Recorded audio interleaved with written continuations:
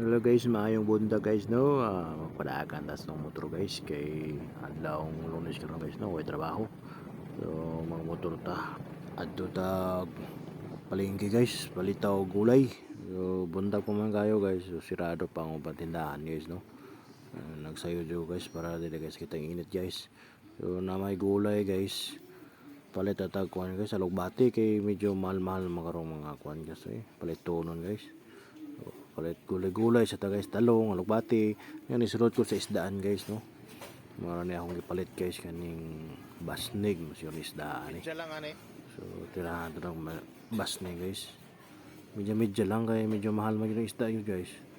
So ato ron tipid-tipiro ni. Pirito nya kato nga pod sugba, nya kato nga pod na sabuan. So hapit po kog bulad guys no. May ni bulad guys kay lamini balonon guys no. Balon-balonon na ni guys kay tipid-tipid man yun tani kay halang naman yung kayong mga palito nun guys no.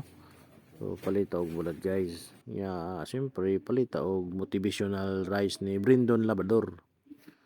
Pwede yung halang ang kilo guys, awar ang kilo guys, abot nag 60 hapit 55 na guys no. So palit po ko kuan guys, page guys para sa mga binuhing hayop guys no.